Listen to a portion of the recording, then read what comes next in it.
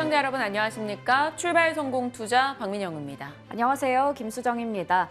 간밤에 또 여러 가지 소식들이 전해졌습니다. 지금 시장에서는 레드웨이브를 기대를 하고 있었는데 생각보다 민주당과 공화당의 접전이 이뤄지면서 이 중간선거 결과에 대한 불확실성이 부각이 되고 있고요. 당장 또 발표를 앞두고 있는 CPI에 대한 경계감 짙어지는 상황 속에서 그동안 상승세를 이어오던 뉴욕 증시 하루 또 이렇게 쉬게 됐습니다. 주요 지수가 일제히 2% 내외의 하락세를 나타냈고요. 종목별로 봤을 때도 테슬라가 계속해서 이 악재가 좀 짙어지면서 7%대 폭락이 나오고 전기차 관련주 일제히 하락으로 마감을 지었는데요. 이 속에서 우리는 또 어떤 전략을 세워야 될지 또 고민이 됩니다. 루시드 실적 부진 관련한 코멘트도 있었고요. 일론 머스크가 계속 테슬라를 위해서는 아직 아무것도 하지 않겠다라고 이야기 꺼내놓으면서 주가 변동에 대한 미흡한 조치에 대해서 실망감도 같이 나오고 있습니다. 그 밖에 굵직한 이슈들도 있었고요. 뉴욕장 소식부터 점검하면서 우리 장 기대해 볼 만한 내용들은 없을지 이야기 이어가도록 하겠습니다. 뭐니 해도 가장 중요한 건 지금 사실 중간선거가 되겠습니다. 얼추 결과들이 많이 나와 있는 상황이죠. 하원은 공화당이 승기를 거머쥐었습니다. 다만 압도적인 승리를 예상했으나 그 정도까지는 아니었다라는 점에서 민주당과 공화당에 각각 던지는 메시지가 있어 보이죠. 그리고 문제는 바로 상원이 되겠습니다. 총 100석입니다. 승기를 거머쥐려면 51석을 가져가야 되는데 만약에 동률일 경우에는 캐스팅 보트가 부통령에게 넘어가게 됩니다. 지금 48대 48, 딱 4자리가 남아있는 상황이죠. 알래스카, 아리조나, 네바다, 조지아주가 있는데 알래스카는 보시다시피 1, 2 후보가 지금 모두 다 공화당입니다. 그러니까 48대 48이 아니고요. 공화당이 한 표 더 가져가죠. 48대 49가 되겠습니다. 자, 그럼 3석 남아 있습니다. 그런데 지금 조지아주 같은 경우는 선거에서 주 법상으로 봤을 때 50%가 넘어가야지만 승기를 거머쥘 수 있습니다. 그런데 지금 두 후보 다 50%를 넘기지 못해서 결선 투표가 12월 6일에 치러지게 됩니다. 자, 그럼 남은 두 곳을 봐야 되는 상황이죠. 현재까지 상황을 봤을 때 네바다 같은 경우는 지금 공화당 쪽이 조금 더 우세하고요. 애리조나 같은 경우는 민주당 쪽이 우세합니다. 그렇게 된다면 지금 49대 50이 되게 되는 거고요. 자, 그럼 남은 한 표 조지아주가 굉장히 중요해진다라는 겁니다. 그 조지아주가 한 표를 공화당 쪽에서 가져가게 된다면 공화당의 승리가 되는 거고요. 만약에 이게 민주당 쪽으로 간다면 50대 50입니다. 그럼 캐스팅 보트가 부통령에게 넘어가게 되고 부통령은 당연 민주당을 선택하겠죠. 그러면서 민주당이 승기를 잡을 확률이 올라오고 있다라고 시장은 평가합니다. 그 결과가 어찌됐건 12월 6일에 나오다 보니까 불확실성이 연장되는 거죠. 그래서 시장은 상당히 불안해하고 있습니다. 그리고 생각보다 공화당의 위세가 좀 적었다라는 것도 시장에서는 불확실성으로 평가를 주고 있죠. 조지아주 같은 경우는 2년 전에 바이든 대통령이 트럼프를 0.25%로 정말 근소한 차이로 이겼던 지역입니다. 그때 당시에도 조지아주가 완전한 격전지였는데 또다시 조지아주를 주목해야 되는 상황이 됐다라는 점, 이번 선거 어떻게 흘러갈지 또 지켜봐야겠습니다. 어찌됐건 선거 이슈가 뉴욕장의 1% 정도의 하락을 만들어냈고요. 그렇게 하락하며 출발을 했고 그 다음으로 추가 1% 하락을 만들어낸 건 코인 시장이다 보면 되겠습니다. 어제 전해드렸던 내용이죠. FTX 유동성 위기설. 그래서 바이낸스가 인수할 거야 라는 이야기가 있었는데 바이낸스가 묵장부를 열어봤더니 8조 정도 구멍이 있다네. 이런 루머가 살짝 돌았습니다. 어찌됐건 바이낸스는 돕고 싶지만 우리의 능력 밖이다라고 이야기를 꺼내놨습니다. 그러면서 코인 시장이 정말 말 그대로 급락을 거듭하는 흐름이 나타났고요. 코인 관련한 종목들도 추가 폭락을 보여줬습니다. 이러한 변동이 위험자산에 대한 경고로 이어지면서 뉴욕장이 그 여파를 받아갔던 거죠. 3대 지수 모두 다 빠졌습니다. 2% 내외 큰 폭의 하락이 있었고요. 말씀드린 대로 초반에는 중간선거 관련 이슈로 후반에는 코인 붕괴 충격으로 낙폭을 키워 나갔습니다. 여기다가 오늘 밤이죠. CPI 물가지표가 발표됩니다. 블룸버그 컨센은 이 정도입니다. 8%를 올라갈 것이냐 아니냐가 상당히 중요한 포인트가 될 것 같은데 밤까지 그 소식 점검하시면서 내일 또 저희가 새벽에 정리해드리겠습니다. 어찌됐건 공화당 최대 수혜 섹터로 여겨졌던 에너지 쪽 오늘 하락을 좀 주도해 나가는 모습이 있었고요. 로블록스가 부진한 실적 평가를 받았습니다. 로블록스가 22% 정도 폭락하는 흐름이 나왔는데요. 당연히 메타버스 관련한 종목들에게는 추가 충격이 나올 수가 있겠죠. 전체적으로 시장은 다 같이 밀리는 분위기였습니다. 달러는 강세를 나타냈고요. 기술주 중심의 하락 더 추가됐습니다. 일단 로블록스와 같은 그리고 루시드와 같은 이런 종목들의 하락이 나타나면서 반도체 쪽 낙폭이 조금 더 컸습니다. 필라델피아 반도체 지수가 3% 이상 빠졌고요. 그나마 생각보다 민주당이 선전했네라는 평가 속에서 여기 솔라 쪽이 있습니다. 태양광 쪽이 그래도 시장 대비 선전하면서 올라오는 종목들이 꽤나 있었다라는 점. 태양광 같은 경우는 지금 발표되고 있는 기업들의 실적이 상당히 좋습니다. 가이던스도 좋고요. 그러다 보니까 시장에서 좀 잘 버텨내고 있다라는 평가입니다. 자, 보이시죠? 성장주에서 홀로 살아남은 종목이 있습니다. 메타. 생존은 생존인데 좀 슬픈 생존인 것 같아요. 수천 명을 해고할 거다라는 예고가 있었는데 수천 명이 아니라 만 단위로 올라갔습니다. 11,000명을 해고한다라는 소식이 들려왔고요. CEO는 내 잘못이다, 내 탓이다, 잘못 판단했다라고 이야기했습니다. 내년도까지 1분기까지 신규 고용을 하지 않겠다라고 했고 인력 감축과 비용 절감을 계속적으로 언급했습니다. 사실 지금 빅테크에서 계속 나오고 있는 현상이었죠. 아마존, 알파벳, 애플, 스냅 그리고 메타까지 이런 현상이 나타납니다. 강달러를 비롯해서 여러 가지 경기 침체 충격을 빅테크들이 나름의 소화를 해나가고 있다는 거죠. 어찌됐건 이 이슈로 인해서 메타는 5% 이상의 상승을 보여줬습니다.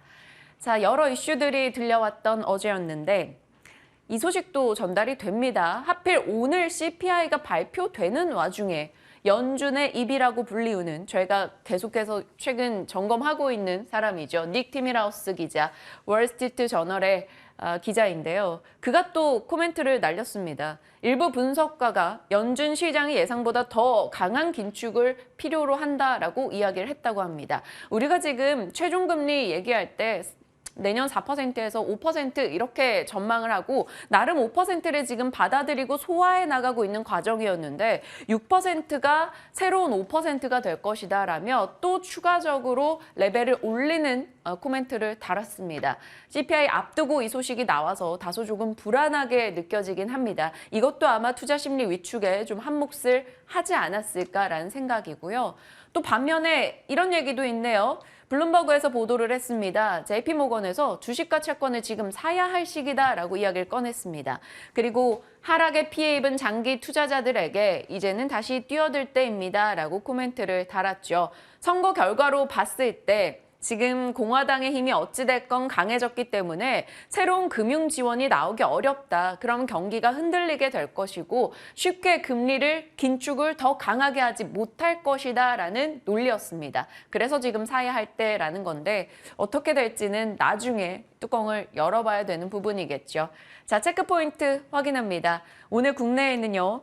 미국 면역 강화 마켓 이슈 계속 진행이 되고 있고요. CPI 발표 말씀을 드렸죠. 그리고 재건 관련한 이슈 계속 나오고 있습니다. 종목으로는 LNF 어제 실적을 내놨죠. 미국의 레드우드와 10만 톤의 양극재 공장을 설립한다라는 얘기 들려왔고요. 음극재 관련한 이슈도 또 추가가 됐습니다. 어찌 될지 봐야 되고요. 하지만 오늘장 뭐니 해도 중요할 것은 이 수소 부분일 것 같은데 이 부분은 저희 수정 앵커가 엄청난 미세 분석을 했습니다. 네. 잠시 후에 전할 거고요. 저는 삼성전기 한번 해보고자 해요. 네, 갑자기 부담이 좀 되는 것 같은데요. 네, 수소 관련주들 이야기가 계속해서 나오고 있습니다. 11월 4일에도 수소 관련해서 브리핑을 전해드린 적이 있었는데요. 그때는 네옴시티 관련한 모멘텀 얘기 드렸는데 우리 정부에서도 수소 관련해서 대대적인 인프라 구축 계속해서 정책을 좀 내고 있어요. 과학기술정보통신부에서는 수소경제위원회에서 수소기술 미래 전략 9개 과제를 발표했습니다. 총 3대 추진 전략을 얘기를 했는데요. 청정수소의 생산 기술을 2030년까지 완전하게 국산화하겠다라고 밝혔고요. 두 번째로는 수소 공급을 위해서 저장과 운송 기술을 고도화시키겠다고 설명했습니다. 그리고 수소 활용 기술의 초격차를 확보하겠다라는 건데 더 저렴하게 더 오래 탈 수 있도록 개선을 하겠다는 겁니다. 이미 국내 이 수소차 시장 점유율이 53%로 전 세계에서 1위를 기록하고 있는데 이 격차를 더욱더 벌리겠다라는 의지를 드러냈습니다. 거기다가 윤석열 정부 역시나 지금 대대적인 인프라 구축에 나서겠다라고 밝힌 건데요. 수소 경제 본격적으로 키우겠다라는 겁니다. 규모를 확대해 가면서 2030년에는 47조 이상의 경제 효과를 기대해 볼 수 있을 것 같고요. 그리고 크게 좀 본다면 대규모 수요 창출을 통해서 인프라 제도를 정비하고 산업과 기술을 육성하겠다라고 밝혔습니다. 지금 보시는 것처럼 조성 방안의 목표들을 몇 가지 체크해 보면요. 수소 상용차가 2022년 올해는 200여 대에 불과한데 이 부분을 2030년에는 3만 대까지 끌어올리겠다라는 목표를 제시했고 액화 수소 충전소도 지금 현재 0개소입니다. 그런데 2030년에는 70개소까지 늘리겠다고 설명했습니다. 마지막으로 청정수소의 발전 비중이 지금 0%인데 이 부분을 2036년에는 7.1%까지 끌어올리겠다라는 목표 제시했습니다. 거기다가 지금 생산과 저장, 운송, 활용 이렇게 전 주기를 걸칠 수 있는 우리 수소 기업을 600개 정도 육성한다고 밝혔습니다. 이렇게 정부의 이야기가 나온 데다가 지금 세계 완성차 브랜드들도 수소차 산업 전선에 좀 뛰어들고 있는데요. BMW와 폭스바겐 이야기를 좀 해볼까 합니다. 폭스바겐은 대표적인 반수소차 계열이었는데요. 그런데 독일의 이 에너지 기업과 함께 새로운 수소 연료 전지를 개발하고 특허를 출원했다고 합니다. 그래서 2026년에 그룹 최초의 양산 수소차를 출시할 예정이라고 하고요.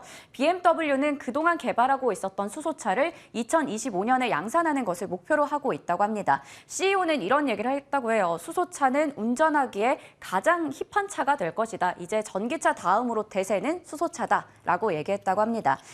현재 올해 1월부터 9월까지 전 세계 수소차 판매량은 총 14,400대에 불과한데요. 여기에 이 큰 비중을 차지하는 게 현대차의 넥소, 시장 점유율 58.7% 기록하고 있고 도요타의 미라이가 18.2% 점유율 차지하면서 이 두 기업에서 글로벌 수소차 시장 점유율을 77%가량 차지하고 있습니다. 거기다가 유럽연합도 수소 충전소 설치 의무화 조치 등을 낸 상태이기 때문에 수소차 시장은 계속해서 성장할 것이다라는 전망이 나오고 있습니다. 자, 이번에는 11월 4일에도 전해드렸던 내용입니다. 11월 2일에 이 화상회담이 있었어요. 여기서 나왔던 게 한국과 사우디 에너지 장관과 함께 에너지 공급망 협력 방안에 대해서 논의가 나오면서 앞으로 수소 분야 협력 가능성이 더 높아질 것이다라는 기대감이 있었고요. 바로 다음 날이었던 11월 3일에는 KB증권에서 사우디 왜 네옴시티만 생각하나요? 앞으로는 우리가 네옴시티뿐만 아니라 수소 쪽도 좀 들여다볼 필요가 있다라는 내용의 리포트가 나오기도 했습니다. 참고해 보시면 좋을 것 같습니다. 네, 지금 계속해서 전해드린 모멘텀들 바탕으로 수소 관련주가 또 한 번 날아갔습니다. 먼저 어제 정규장에서 동아화성이 상한가로 마감을 지었고요. S퓨얼셀 9%대, S에너지 8%대, 두산퓨얼셀 등등의 종목들 강한 모습 나타냈고 더 중요한 건 이러한 불씨가 시간 외에서도 꺼지지 않았다는 건데요. JNK 히터가 시간 외 거래에서 10% 상한가 기록했고요. 그리고 평화홀딩스, 평화산업도 상한가로 일제히 마감을 지었습니다. 이외 종목들 모두 다 강한 흐름 나타냈는데요. 저희가 11월 4일에도 진만쌤에게 투자 전략 물어봤을 때 수소 플랜트 기업 중에서는 현대건설과 삼성엔지니어링 아직까지 부담스럽지 않은 자리다 얘기 주셨었고요. 수소 관심주로는 두산퓨얼셀 그리고 범한퓨얼셀 얘기를 주셨었습니다. 오늘은 어떻게 보시는지 아직까지 좀 접근 유효한 종목들 있는지 여쭤보도록 하겠습니다. 네, 퓨얼셀 붙은 종목들 보셔야 합니다. 이렇게 얘기하셨던 코멘트가 기억이 나는데요. 잠시 후에 AS에 나가도록 하겠습니다. 자, 다음 종목은 삼성전기입니다. 삼성전기가 올해 1월부터 10월까지 한 40% 정도 밀렸고요. 11월에 14% 정도 올랐습니다. 그 절반 정도를 바로 어제 상승했네요. 7%. 차트 장 마감쯤에 열어보고 왜 이래? 라는 생각이 들었어요. 그래서 삼성전기가 올랐다라는 게 반가우면서도 이 친구가 이렇게까지 오르다니라는 그 놀라움도 같이 있었는데요. 이 삼성전기는 보통 MLCC 사이클과 주가 움직임이 같이 연결이 됐었습니다. 조금 거슬러 올라가 볼게요. 2007년도쯤 해서 스마트폰의 성장 시기를 겪으면서 MLCC 출하량이 늘어났었고요. 삼성전기 주가도 같이 올라왔었죠. 그리고 그 이후에 2010년도부터 쭉 내려오는 시기가 있었습니다. 스마트폰에 대한 이 수요가 부진했어요. 특히나 삼성전기가 납품하는 고객사 위주로요. 그리고 이때 당시에 엔저가 강했습니다. 엔저 현상이 나타나다 보니까 일본의 이 MLCC가 조금 더 선택지에 올라갔던 시기였고요. 그러다가 무라타가 이 미드엔드급 제품을 시장에서 철수합니다. 그러면서 MLCC 공급 부족에 시달렸고 그때 삼성전기가 또 주가가 올라갑니다. 그 뒤로 스마트폰 수요가 감소하며 내려왔다가 5G 시장 개화와 함께 올라갔다가 그리고 지금 시기까지 쭉 내려오고 있는 상황이죠. 지금은 스마트폰 수요도 부진하고 중국향 매출도 안 잡히고 있고 여러 가지 공매도 이슈에도 시달리고 있는 상황입니다. 그래서 상당히 생각보다 길게 삼성전기의 부진이 이어져 오고 있었기 때문에 어제의 주가 급등이 굉장히 반가웠고 더 갈 수 있는가 궁금해졌었죠. 일단 삼성전기 하면 여러 가지 사업부가 있습니다만 MLCC 많이들 얘기하시잖아요. MLCC가 그동안은 재고가 많이 쌓여 있었는데 그 재고가 줄고 있다는 소식입니다. 재고 일수가 2분기에는 55일, 3분기는 48일로 감소했고 4분기는 추가적으로 내려갈 것이란 전망 나오네요. 이 MLCC가 계속 재고가 쌓여 있었던 건 결국 중국향입니다. 삼성전기 주가 부진의 원인인데요. 중국에서 소비도 억제되고 있고 여러 가지 코로나 봉쇄로 인해서 타격을 받고 있죠. 중국으로의 스마트폰 분기별 출하량이 계속 감소하기 때문에 삼성전기도 그 영향을 받을 수밖에 없죠. 그런데 어느 순간부터 이렇게까지 하락 사이클이 길어졌다면 나중에 기저효과가 강하게 나올 것이고 중국에서 조금만 리오프닝이 풀려도 결국 교체 수요가 도래하지 않겠느냐라는 기대감이 등장합니다. 그래서 IT용 MLCC가 회복을 보일 것이다 라는 게 1번이고요.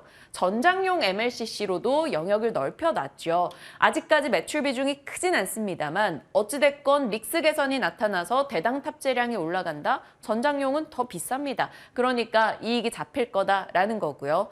MLCC 공급사들이 이 시기를 견디다 못해 이쪽 IT향 MLCC를 많이 줄이고 있습니다. 그러면 치킨 게임으로 살아남게 된다면 결국 점유율을 더 가져갈 수 있겠죠. 이러한 긍정의 포인트들을 하나씩 시장은 잡기 시작했습니다. 때마침 그리고 이틀 전이었죠. 일본의 MLCC 업체가 중국 스마트폰 재고 조정이 3분기에 대부분 완료됐다라고 이야기를 꺼냈습니다. 자, 그럼 4분기부터는 MLCC가 더 잘 팔릴 수 있다라는 해석을 갖게 되는 거고요. 카메라 모듈 부분으로 놓고 봐도 갤럭시향 내년도 새로운 신작의 2억 화소 카메라 모듈을 탑재할 수 있다라는 기대감 등장했고요. 기판 부분이 어제는 좀 주가를 끌어올린 요인이 되지 않았을까 싶습니다. 그동안 이 삼성전기는 기판 관련한 이슈가 꽤 많았었는데요. 그 내용을 좀 자세히 따로 떼서 보겠습니다. 눈물의 기판 사업부라고 표현을 한 게 2014년도부터 5년 동안 삼성전기는 기존의 기판 사업들을 구조 조정하기 시작합니다. 그러면서 돈 될 것 같은 FC-BGA 기판 쪽에 많은 투자를 하죠. 그리고 바로 이틀 전에 이 FC-BGA 서버용 기판을 출하했다라는 소식이 들려왔습니다. 그 출하가 얼마나 반가웠으면 이재용 회장이 현장을 방문했을까요? 일단 출하식도 같이 있었다라고 하네요. 자, 없어서 못 파는 FC-BGA. 저희 FC-BGA 기판 얘기는 자주 해드렸었죠. 이게 뭐냐면요. 반도체랑 이 스마트 기기든 뭐 컴퓨터든 이 메인보드를 결합할 때 그냥 갖다 붙이기엔 반도체가 다칠 수 있으니 이걸 막을 씌워서 붙인다라고 생각하시면 됩니다. 액자를 끼우듯이요. 그래서 반도체를 보호하는 거죠. FC-BGA는 그런 면에서 반드시 필요하고요. 스마트폰, AI, 5G, 자율주행 여기저기 다 쓰이게 됩니다. 그런데 그동안은 IT용이었다가 서버용까지 품목을 확대했다라는 소식이 들린 겁니다. 고난이도고 진입장벽이 굉장히 높죠. 서버용 FC-BGA 같은 경우는 LG 이노텍은 내년도에 양산 예정입니다. 어찌됐건 국내에서 최초로 출하했다라는 점 삼성전기에는 의미가 있는 포인트입니다. 자, 낙폭과대 대형주들이 요즘 꾸물꾸물하다가 튀는 경우가 요즘 많아집니다. 삼성전기도 마찬가지고요. 쇼커버 물량도 있을 거고 외국인의 수급도 보시다시피 올해 내내 매도 쪽에 우세하다가 이렇게 매수 쪽으로 방향을 돌렸습니다. FCBGA까지 더해졌죠. 삼성전기 밸류평가 다시 해야 될지 궁금해집니다. 네, 오랜만에 또 박기판 앵커님의 완벽한 정리를 좀 들은 것 같습니다. 잠시 후에 전략 들어보겠고요. 간단하게 가나 안 가나 보겠습니다. 단기 반등이 나오고 있죠. 지난달에 저점을 찍고 나서 지금 한 달 가까이 꾸준히 상승세 보이고 있습니다. 네. 저점 대비해서 벌써 다 플러스권으로 일단 나오고 있어요. 카카오 12%대, 카카오페이 45%대, 46%대, 게임주도 21%까지 올라가고 있습니다. 지금은 탈출의 기회일까요? 아니면 계속해서 모아가도 되는 시기일까요? 전략 여쭤보겠습니다. 네, 오늘 진만쌤도 바쁘실 것 같아요. 이 많은 질문들 던져보도록 하겠습니다. 지금부터 함께 하시죠.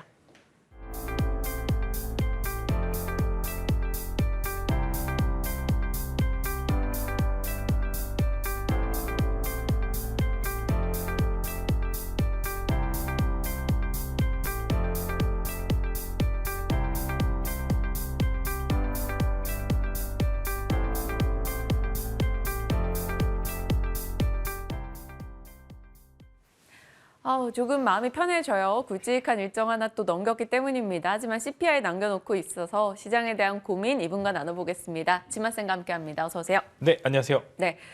뉴욕장 3대 지수 2% 내외도 다소 큰 폭으로 밀려났습니다. 중간선거 이슈, 코인 시장 붕괴 이슈 영향을 받았고요. CPI도 앞두고 있어요. 저희 어떻게 해요? 네, 뭐 일단은 된 건 이렇게 나온 거는 이렇게 나온 거고 우리는 그 시장 안에서 어떤 대응을 해야 되는지 잘 체크를 해보시면 좋을 것 같고 어제 나스닥이 폭락하게 된 이유가 사실 한국 시장과 그렇게 큰 영향은 없는 것 같아요. 코인 시장과 한국 시장과는 그렇게 사실 연계는 없는 상황에서 최근에 나스닥이 떨어진다라고 하더라도 한국 시장은 오히려 바닥에서 저점 찍고 올라오는 강한 모습을 계속 보이고 있습니다. 그래서 사실 오늘 좀 걱정이 되는 게 오늘 선물 옵션 만기일인데 사실 외국인들이 그간 지난 선물 옵션 거래 만기 이후에 어마어마한 양의 현물 매수세를 동반을 하고 있고 선물 매수세도 그와 비슷하게 만만치 않게 계속 쌓아두고 있기 때문에 과연 이게 매물로 출회할지 여부 어차피 이들은 이제 워낙 바닥권에서 잘 잡았기 때문에 이제 지금 던진다 하더라도 충분히 수익권이기 때문에 과연 오늘 현물에서 조단위 매도가 나올지 혹은 선물에서 조단위 매도가 나올지 아니면은 오늘마저 매수를 하게 된다라면은 정말로 외부적인 자금 유입이 계속적으로 되고 있는 상황이다. 거기에다가 원달러 환율이 어제 또 굉장히 많이 빠졌죠. 그래서 사실 지금은 반반인 것 같습니다. 그렇기 때문에 우리는 오히려 한쪽만 우세하게 될 경우를 이제 시장에서는 불확실성을 더 적게 보고 있는 상황이기 때문에 오늘 미국 시장에와는 사실 그렇게 크게 연계가 되지는 않을 것으로 생각이 되고요. 오히려 국내 시장은 분리돼서 오히려 시초가 만약에 뭐 1% 정도의 하락으로 시작하게 된다면 저는 오히려 한 번 정도 매수의 기회가 되지 않을까 이제 그렇게 좀 말씀을 드리겠고 이제 뭐 중간 선거도 이제 간단하게 코멘트 드리면은 사실 5대5가 제일 안 좋습니다. 주식 시장에서는 불확실성이라는 걸 가장 좋아하지 않는데 맞아요. 뭐 공화당이 이길 것으로 생각을 했는데 민주당이 또 의외로 선전을 했다. 지금 이렇게 지금 이제 시장 분위기가 흘러가는 상황이기 때문에 오히려 정책적인 불확실성이 좀 커졌다 이제 그렇게 말씀을 드리겠고 오늘 시장 자체는 CPI 발표를 놔두고 과연 어떤 이제 시장 대응을 할지 여부가 귀책이 되기 때문에 너무 이제 한쪽 포지션만 잡으시는 것보다는 시장에서 해지할 수 있는 요소를 좀 보시면 좋을 거고 오늘 매번 그랬지만 CPI 발표는 플러스 3 아니면 마이너스 3. 좀 극단적이죠. 너무 그래서 무섭네요. 이제 이런 포인트로 접근하게 돼요. 항상 시장에서는 해지할 수 있을 만한 요소들은 나와야 되는 거고 제가 만약에 내일도 나오게 된다라고 하면은 내일 아침에는 또 다른 코멘트를 아마 드리지 않을까 싶습니다. 내일 나오시잖아요. 그죠? 불안하게 왜 그러십니까? 깜짝 네. 놀랐습니다. 네, 어찌됐건 오늘 장에 대한 포인트 잡아주셨고 CPI를 앞두고 어느 정도 해지도 좀 생각해 둬야 된다라고 이야기를 주셨기 때문에 지켜보겠습니다. 잠시만요. 생각해보니 그 질문 드린다 깜빡했어. 태양광. 네. 태양광이 그래도 뭐 민주당 선전 영향도 있고 또 실적도 잘 나왔고 했어요. 그래가지고 미국 태양광 괜찮았거든요. 국내 태양광주에 대해서 짧은 코멘트 주신다면. 네, 태양광은 하나솔루션이 최고입니다. 네. 하나솔루션 한 종목만 보시면 좋을 것 네. 같고 사실 이게 또 IRA 법안에도 수혜도 받고 있기 때문에 저는 만약에 공략을 한다라고 하면 밑에 하위 이제 벤더사들보다는 하나솔루션을 탑픽으로 계속 뽑고 모아가고 계속 이제 단기적 코멘트, 중기적 코멘트, 장기적 코멘트 다 괜찮다라는 말씀으로 한 종목만 잡아가시면 된다라고 코멘트 드리겠습니다. 네, 뭐 하나솔루션에 대해서는 지속적으로 좋은 시각을 주시네요. 자, 다음 가겠습니다.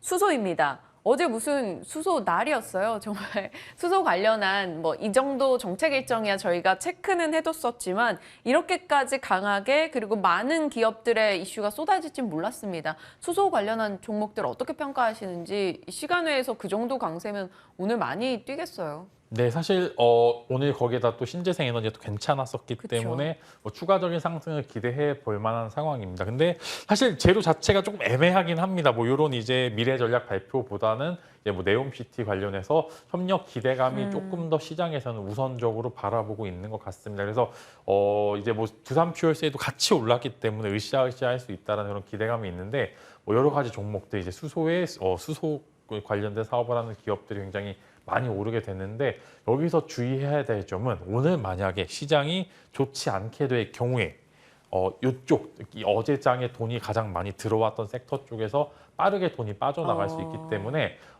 이게 단기성 이슈로 좀 체크를 해보시면 좋을 것 네. 같고요. 오늘 시장이 정말 어려울 것 같습니다. 그래서 보유하고 계신 분들 오늘 만약에 갭으로 시작을 하게 된다고 하면은 저라면은 일단 매도하고 분명히 밑에서 다시 잡을 수 있을 만한 기회는 충분히 도달을 할 것 같습니다. 오늘 최대한 포트를 가볍게 해놓으시고 CPI를 대응하시는 게 좋을 것 같고요. 그다음에 CPI 이후에 하루 정도 있다가 다음 주 월요일부터는 또 이제 공격적으로 매수도 가능한 부분들이 나오기 때문에 오늘 수소 보유주 관련하신 분들 어제 매수하셨던 분들께서는 오늘 차익 실현 매물 주의하고 저라면은 오늘 시초에 좀 가볍게 좀 매도를 하고 가겠다라는 그런 코멘트 드리도록 하겠습니다. 불씨가 꺼지지 않을지언정 내 포트에 일단 불은 살짝 꺼두겠다. 네. 이익이 나는 것을 챙겨놓고 다음 추가 대응을 하겠다라고 수소 쪽은 좀 짤막하게 정리를 할 수 있을 것 같습니다. 말씀 주셨던 뭐 두산 퓨얼셀, 뭐 범한 퓨얼셀, 플랜트 쪽의 삼성 엔지니어링 이런 종목들도 다 그럼 어느 정도 이익이 났다면 챙길까요? 저는 이제 선대건설인 삼성 엔지니어링 같은 기업은 오늘 같은 날에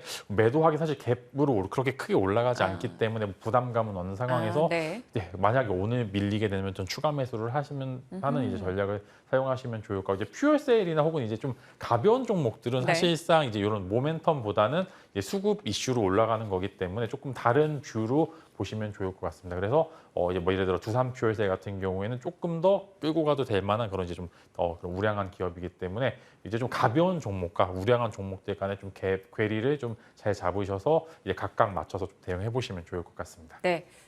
그러면 현대건설, 삼성엔지니어링, 두산 퓨얼셀 정도는 조금 무거운 종목이기 때문에 뭐 즉각적인 매도 대응보다는 일단 보면서 판단하자라는 의견이고 조금 상대적으로 가벼운 종목들은 이익을 챙겨두자라는 전략으로 정리하겠습니다. 다음은 종목입니다. 삼성전기. 왜냐하면 이거 왜 따로 떼서 브리핑을 했냐면 저희 시간에 많이 이야기가 나왔어요. 진만쌤도 픽 종목으로 꼽으셨기도 했고 다른 개장 성공 전략에서도 많은 분들이 픽을 했지만 삼성전기 주가는 거기에 화답하지 못했습니다. 진만쌤의 뭐 10월 27일 픽 당시로 왔을 때는 최고가 기준 수익률이 15%입니다.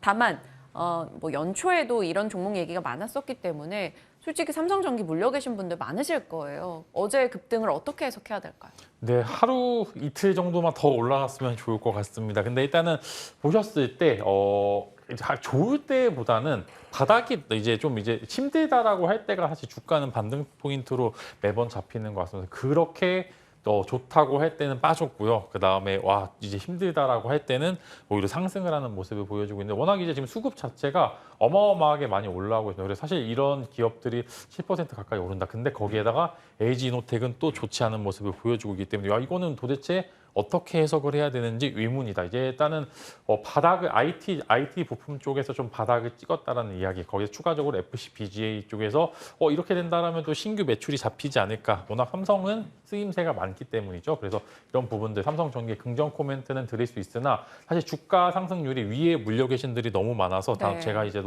좋다라고 무조건 얘기하시기보다는 각각 좀 맞춰서 대응을 해보시는 게 좋을 것 같은데 만약에 조금 더 위에 평단을 갖고 계신 분들은 사실 오늘이 좀 변곡점인 것 같습니다. 어제 그렇게 올랐기 때문에 오늘 추가적으로 올라게 됐을지 여부가 사실 조금 애매한 상황이기 때문에 오늘이 사실 가장 좀 두터운 매물대와의 좀 전투가 이뤄지는 구간이기 때문에 오늘이 좀 중요하고요. 오늘 막 떨어진다라고 해서 좀 잡으시기보다는 CPI 발표 이후에 주가 흐름을 좀 체크할 수밖에 없다. 왜냐면은 일단 경기 침체에 대한 우려는 확실하게 나오고 있고 무조건 온다라고 지금 다들 이야기하고 있기 때문에 이런 이제 여러 가지 이슈들이 선 반영이 되어 있는지 아니라고 하면은 이제 후발적으로 또 한 번의 쇼크를 올지 여부는 좀 불확실합니다. 지금은 특히 이제 좀 코스피, 코스닥 상위권 정보가 좋다, 안 좋다라고 여부보다는 지수가 좋다, 안 좋다 여부를 체크해야 될 부분들이 있기 때문에 저는 조금 더 좋게 볼 수 있습니다. 그러나 시장이 이를 좋게 볼 수 있을지 여부는 좀 불확실하기 때문에 모든 것은 이 이후에 지금 보유하고 계신 분들 만약에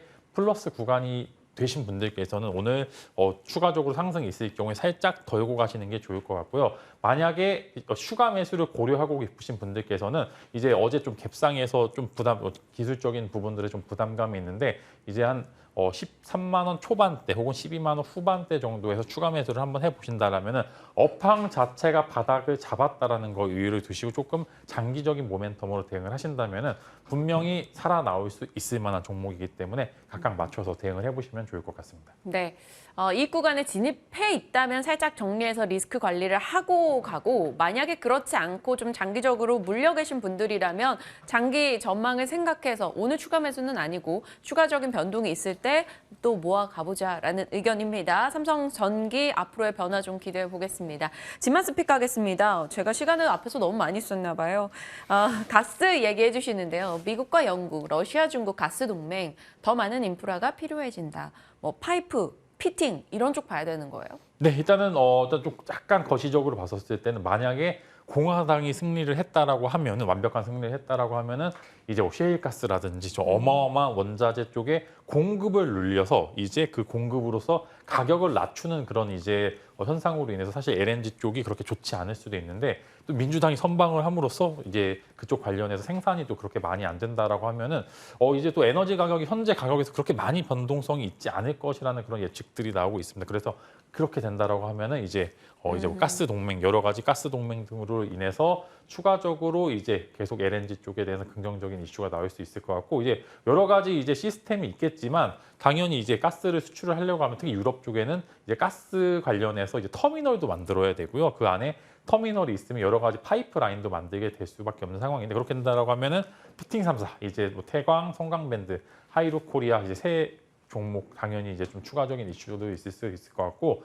실적도 그래도 컨센을 조금 상회하는 모습을 보여주었기 때문에 한번 긍정 코멘트를 드릴 수 있을 것 같고요. 그다음에 이어서 이제 가스 밸브가 아니라 가스 밸브 관련해서 좀 한두 가지 종목들이 좀 관심을 가지고 있는데 화성 밸브와 금강철강 같은 가스관 관련주들도 기술적인 위치가 굉장히 부담스럽지 않은 자리에 이기 때문에 이제 이전의 상승폭의 절반 정도의 되돌림 충분히 기대할 수 있습니다. 그래서 가스 피팅 3사와 이제 가스관 관련주는 지속적으로 관심이 필요하다는 그런 코멘트로 집만 스픽 한번 가져와 봤습니다. 네.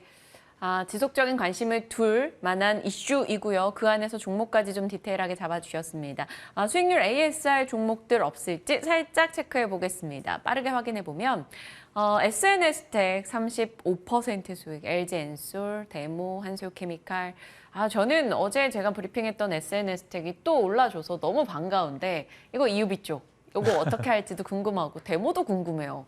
그러면 SNS텍 한번 보도록 하겠습니다. 제가 그때 삼성 쪽에서 이제 EUV는 투자가 무조건 이런 질 수밖에 없는 구조다라고 말씀을 드렸고 지금 최근에도 많은 이제 매체에서 SNS텍을 접하신 분들이 많은데 사실 가지고 있는 시총에 비해서 사실 하고 있는 게 자체가 워낙 메리트가 있기 때문에 사실 거의 이제 EUV의 반도체 쪽이라고 좀 보시면 이제 바이오 쪽이라고 보시면 좋을 것 같아서 갖고 있는 이제 그런 관련해서 지금 시스템 테스트를 하고 있는 걸로 제가 알고 있는데 여기서 긍정 코멘트가 나온다라고 하면은 추가적인 상승률이 있겠지만 3만 원 정도까지만 일단은 단기적으로 체크를 하시고 항상 3만 원대 좀 강한 저항이 있었던 것 같습니다. 그래서 여기서 추가적인 상승이 있을지 여부는 3만 원대에 가서 한번 제가 다시 AS를 해드리도록 하겠습니다. 네, 알겠습니다.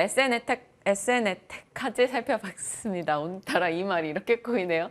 네, 진만쌤 여기서 보내드리겠습니다. 고맙습니다.